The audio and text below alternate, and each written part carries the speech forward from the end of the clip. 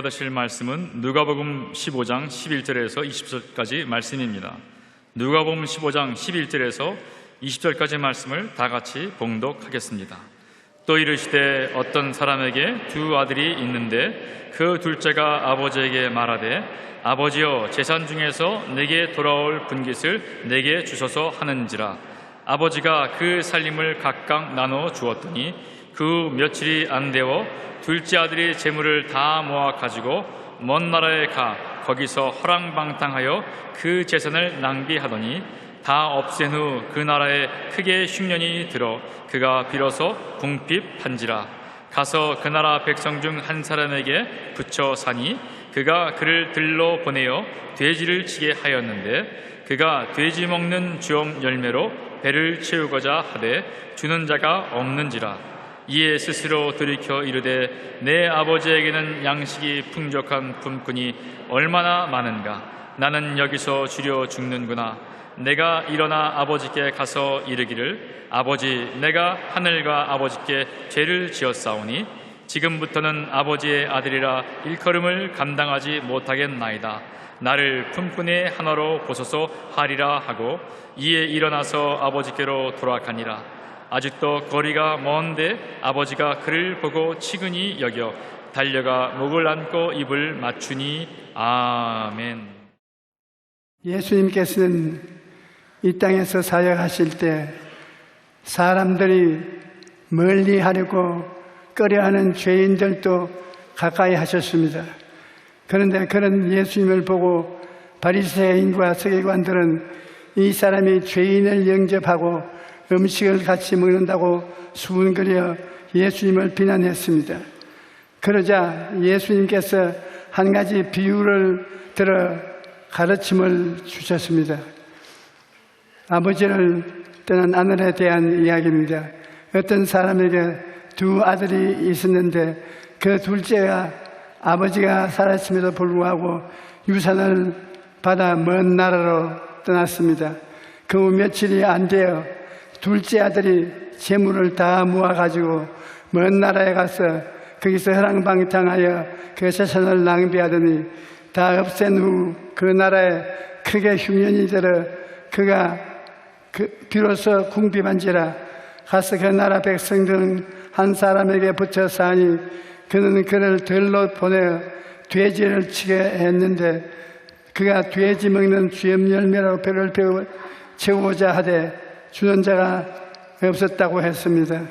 둘째 아들이 먼 나라로 떠난 것은 아버지가 없는 세상에서 자기 마음대로 자유롭게 살고 싶었기 때문입니다.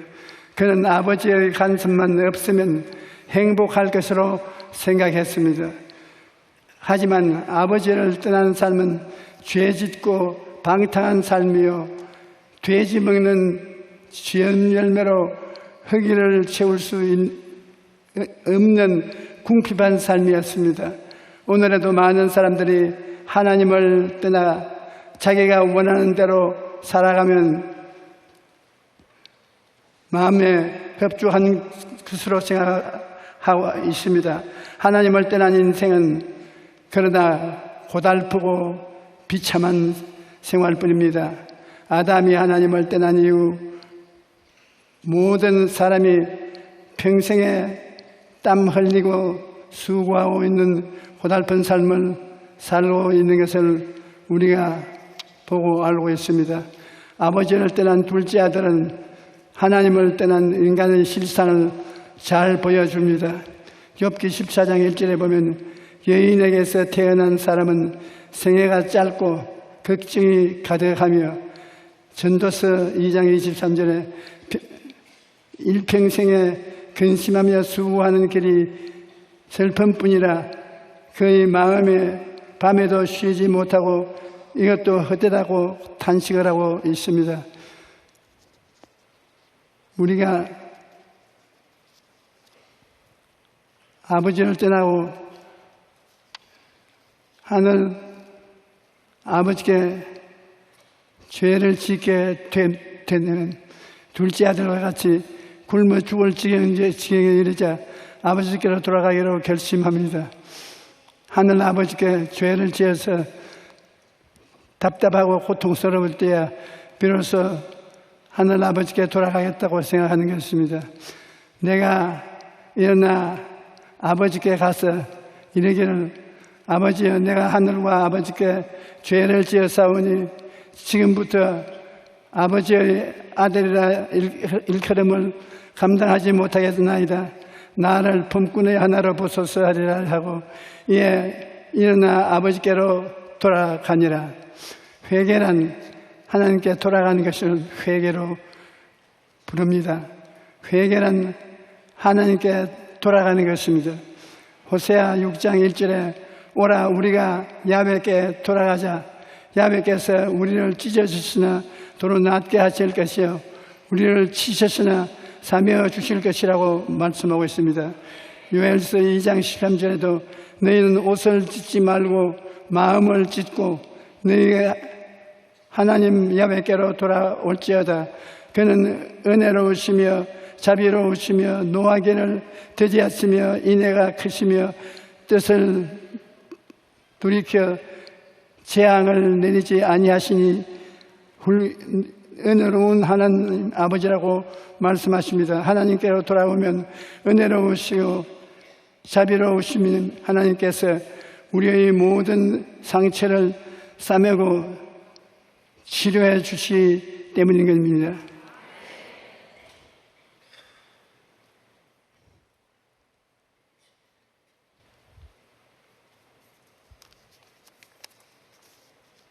고난을 통한 회개를 알 수 있습니다. 둘째 아들은 가지고 있던 재산을 당신이 굶어 죽을 지경 이르자 그제서 정신이 번쩍 들었습니다. 허기진 배를 움켜쥐고 고달픈 삶을 살아가던 그는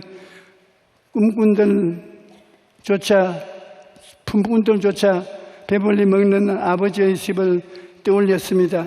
내 아버지에게는 양식이 풍족한 일꾼이 얼마나 많은가. 나는 여기서 줄여 죽는구나.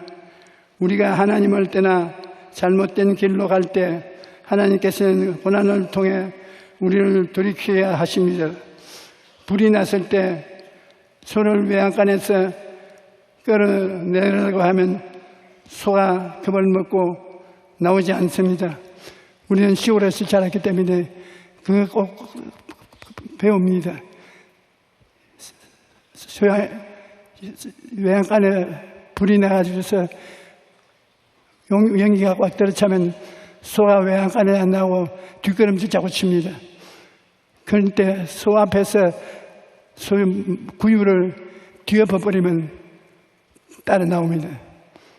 먹을 것, 밥그릇이 없어지면 나오지 밥그릇이 있는 이상은 안 나옵니다. 그래서 우리가 하나님을 떠나 잘못된 길로 갈 때 하나님께서는 고난을 통해 우리를 돌이키십니다.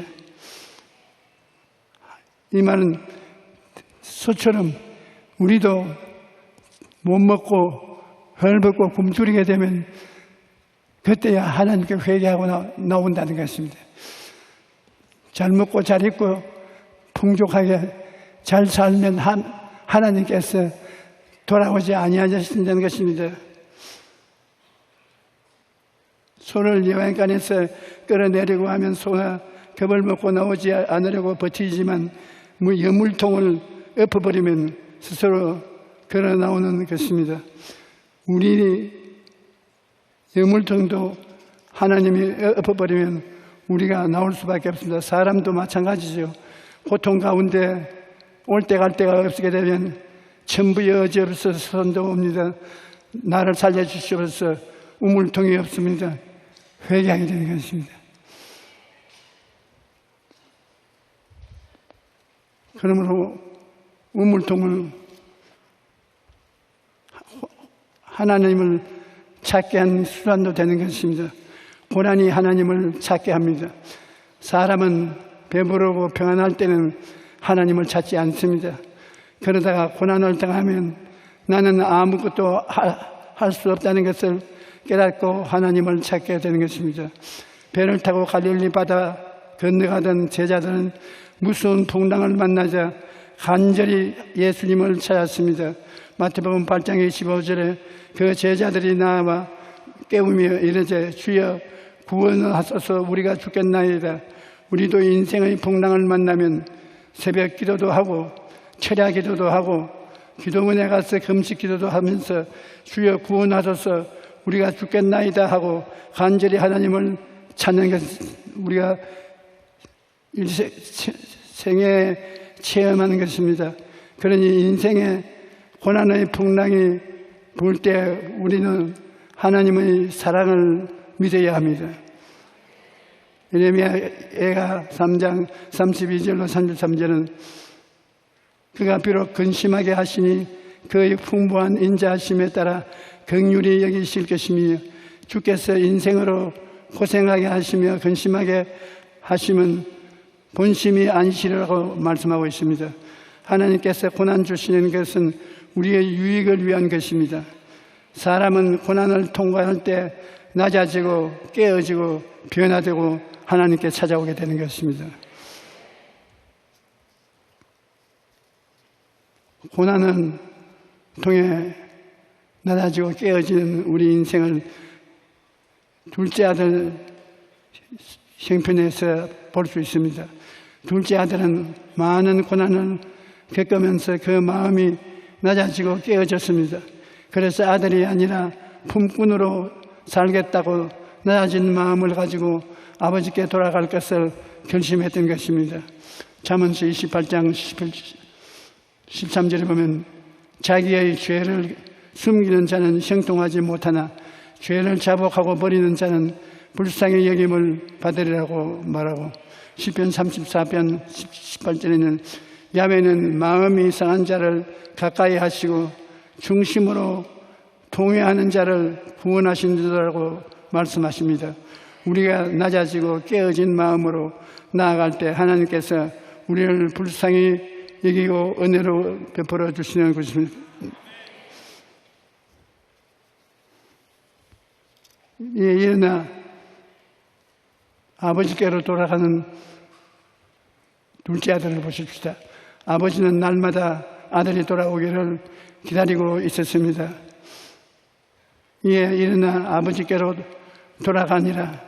아직도 거리가 먼데 아버지가 그를 보고 측은히 여겨 달려가 목을 안고 입을 맞춘다.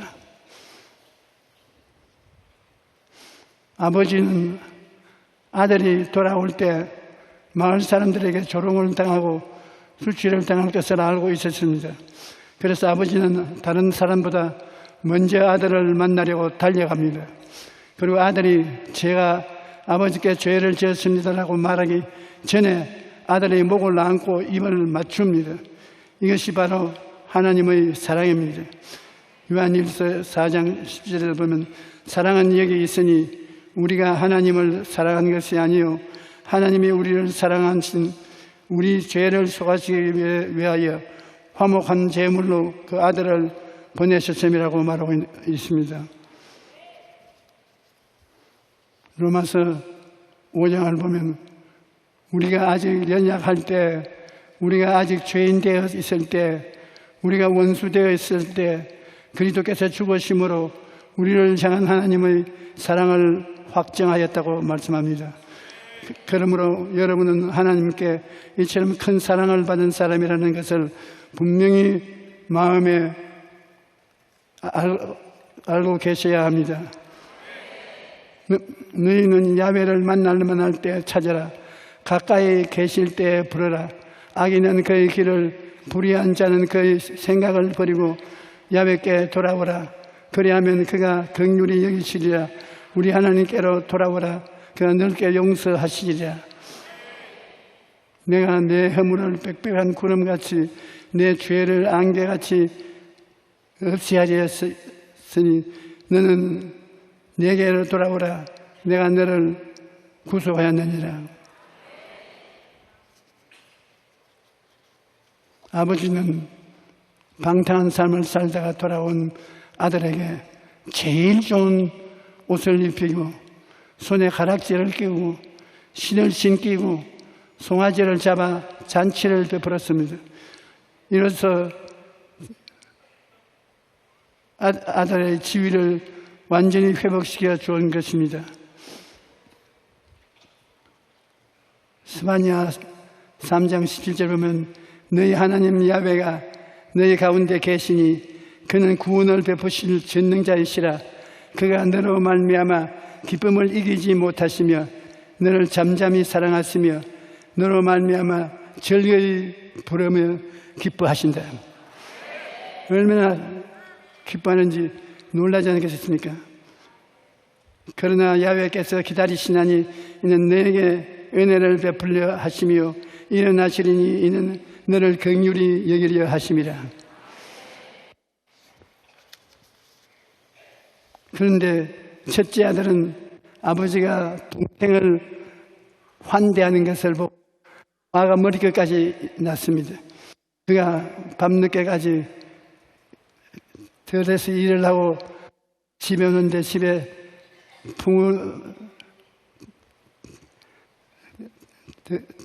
붕을 울리고 아주 장구치고 진치고 하니까 그것이 왜 그러냐 물었습니다.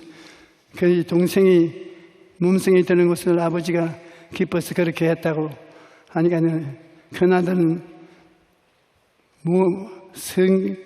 화가 머리까지 났습니다. 아버지께 대답하여 이르되 내가 여러의 아버지를 섬겨 명을 엄함이 없고 내게는 숨소식이라도 주어 나와 내 벗으로 즐기게 하신 적이 없더니 아버지의 살림을 창녀들과 함께 삼켜버리니 이 아들이 들어오며 이를 위하여 살찐 송아지를 잡았나이다. 큰아들은 색대한 아버지는 첫째 아들이 하루 종일 일을 하고 집으로 돌아오는데 멀리서 풍악 소리가 들리고 야단 벅석이 나는 것을 보고 종을 불러 어찌된 영문인지 자초지종을 듣고 첫째 아들은 화가 머리까지 났습니다. 그래서 집에 안 들어가겠다고 고집을 부립니다. 그러자 아버지가 그를 설득합니다. 예, 나는 항상 너와 함께 있으니 내 것이다 내 것이 내 것이다 내 것이야 돼. 너희 동생은 죽었다가 살아났으니 내가 이랬다가 나로서는 우리가 즐거워하는 것이 마땅함이라. 첫째 아들은 바리새인과 서기관들과 모습을 보여주고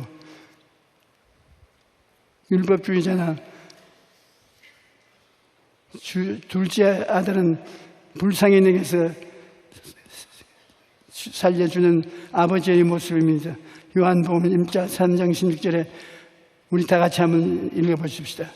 하나님이 세상을 이처럼 사랑하사 독생자를 주었으니 이는 그를 믿는 자마다 멸망치 않고 영생을 얻게 하려 하심이라. 할렐루야. 이러므로 누구든지 예수님을 믿고 하나님께로 돌아가면 하나님께서 그를 기쁘게 받으시고 하나님의 자녀로 삼아 주시겠다는 것입니다. 우리가 이 말씀을 볼 때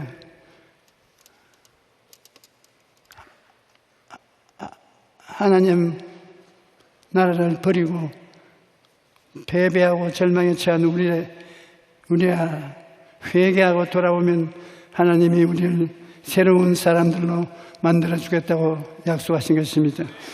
우리는 오늘 이 시간도 하나님은 여러분을 찾고 있습니다. 회개하라, 내게로 오라. 하나님은 찾고 계십니다. 하나님 찾는 그 손길에 우리 손을 내밀면 하나님은 우리를 끌어안고 입에 입 맞추고 목을 끌어안고 울면서 사랑해 주시는 하나님이신 것입니다.